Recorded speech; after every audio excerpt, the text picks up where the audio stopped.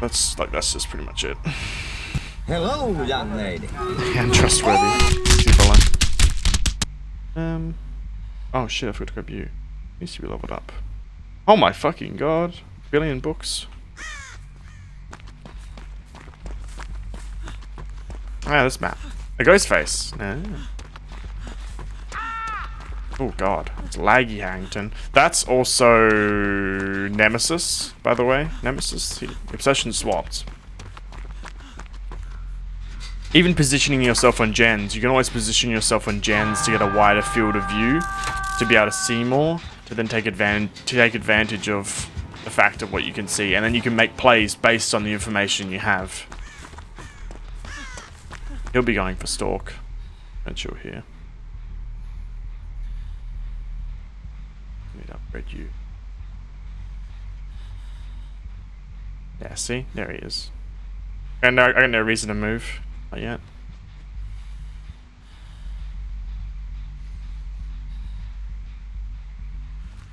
Settle down, Harrington.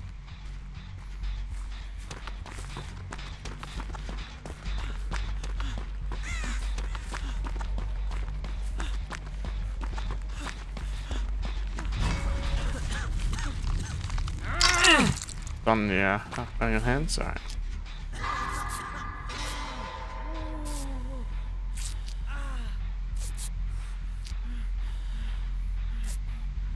Fine. Sweet. Yeah.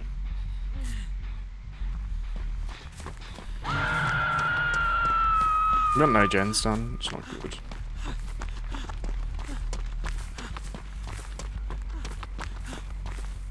Yeah, I don't like this position. Not against the ghost face.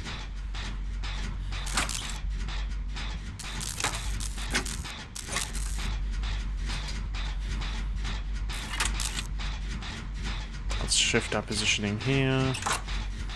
He's obviously going to come up on us, so...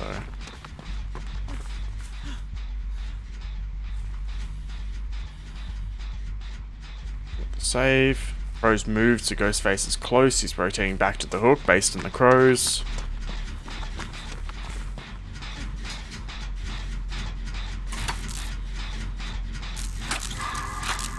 And he's back to the hook.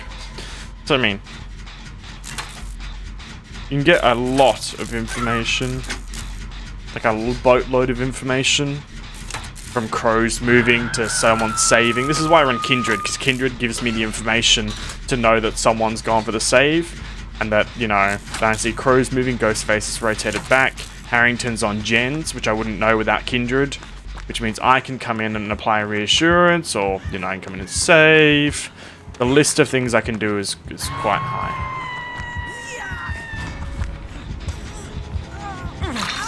So he's going for stalk, so I'm not going to do anything. She's got time, it's her first hook. She has 60 seconds before second stage and 2 whole minutes before she dies. No reason to move. Meg's clueless and is about to get downed. Slash grabbed. And exposed. And she's just holding the gen for some reason. She's obviously got no DS because it doesn't apply when you're working on gens. And now Meg's dead.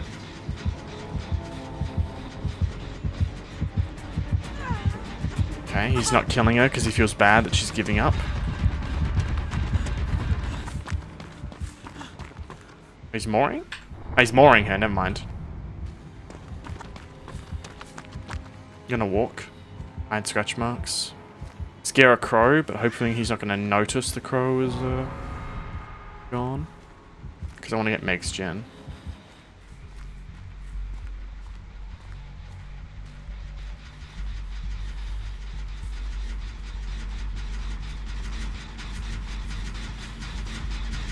Like, the less information the Ghostface has, the better. The more information I have, the better.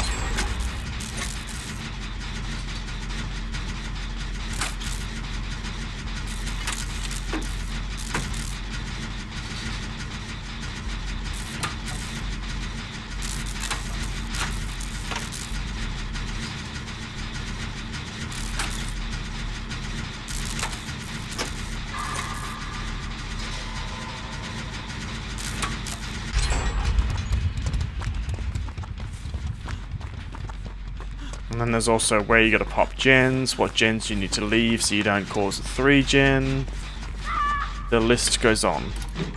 So we've finished at least 1 gen in the middle, 1 gen up here, and then Steve's finished a gen down there, which means we should still have 2 generators up the top here. So I've got 1 on me.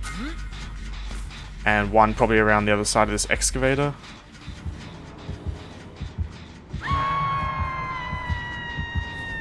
Yeah, Ghostface is checking it. Steve's already on it, which is fine.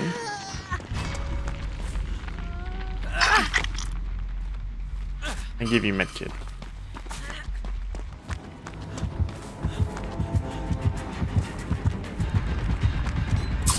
Okay, unlucky. Alright. I don't see at this point it's fine. It doesn't matter too much where we pop these last few gens. Because we've split them up really nicely.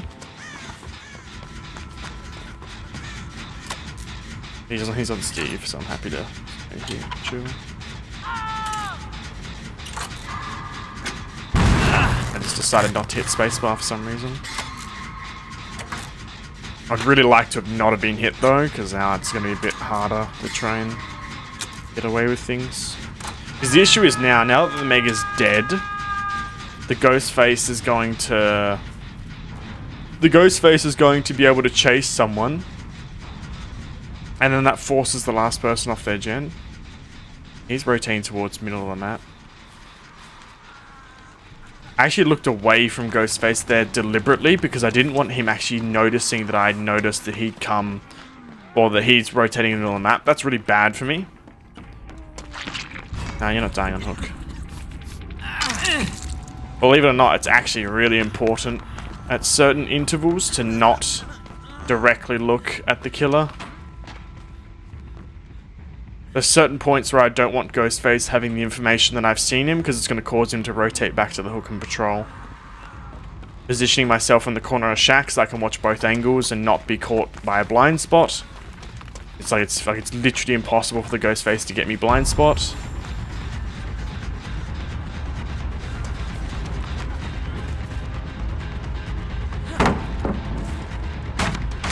Brutal strength.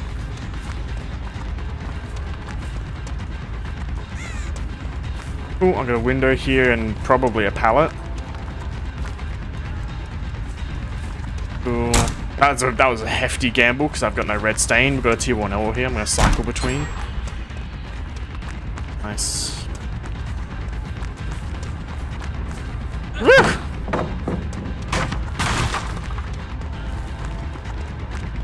Yeah, I got nothing here I can make. Yes. I bought time though, which is good. No, so downing people transfers the obsession. What perk is he running to transfer the obsession based on a down? That's weird. Never heard of it before.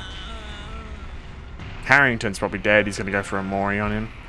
If she can pick me up, we can continue this and maybe win the game. Or have a chance. That's good. I'd really like a full heal. Full heal because he's going to Mori. He does. Sweet. Ooh. I really want her to squeeze out a full heal. That would be really helpful. Ooh, she has. Let's get out of here.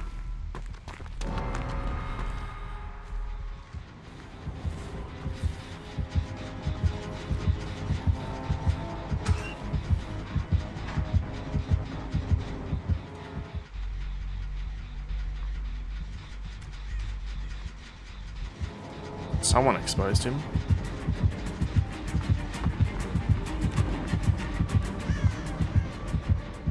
Wasn't me.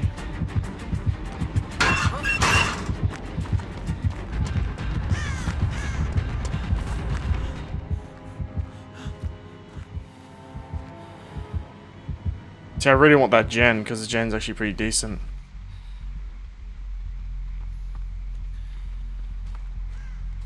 He saw me. It's not foolish. Ideally, he'd like to go for an exposed play, so he's going to play between the objects, which is going to give me time to gain distance, because he's trying to be, well, mysterious and stalky. He's working on a far gen. Okay, he exposed her. That's bad. So the problem here is I didn't know where my teammate was. And I think that she was exposing him, which is bad. It's really bad that she was exposing him because it was giving him information to stay around. That's the problem. That was the problem. I know that sounds dumb. You're thinking, what the fuck? Why would you not want to expose someone? Doesn't make any sense. But her exposing the ghost face kept him in the area and stopped him rotating down the other side of the map. Made him check the area too, which is bad. I wanted him to rotate down the other side of the map so I could start on this gen. I was hoping she'd gone down the other side of the map actually to work on a gen down there. That way we're working on 2 gens on both on the opposite sides of the map. He'll rotate to her, chase her around, and I'll finish this gen and get an adren play.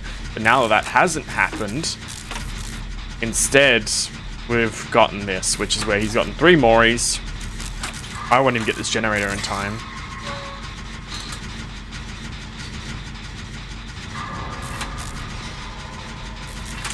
And now Hatch is in play. Hatch could be, well, anywhere. And he found Hatch before I did. Ah, both doors are terrible.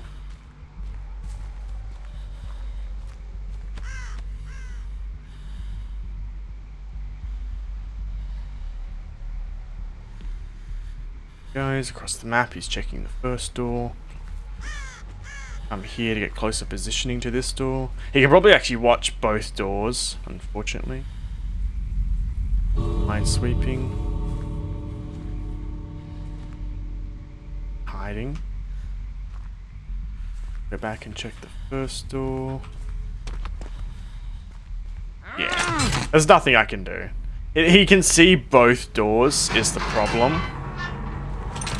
That's the main issue here. He can see both doors. See, if both doors were positioned fairly, aka across the map from each other, which is how that should be, it baffles me that door design can be so shit, making this, well, unwinnable. But if both doors are actually positioned on both sides of the map, I could have gotten this door 15%, and then actually let him rotate down to the other side of the map to check the other door, and then I could have held it and gotten out. In this situation, he can actually see both doors just by sitting there, so there's nothing I can do. It's a shame that the door design is like this, but it just is.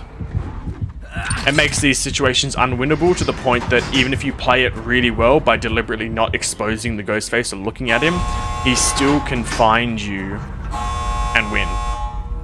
So it's like you put in all this effort and time to actually, you know, play correctly, only to then lose because of, well, game design. That's fun.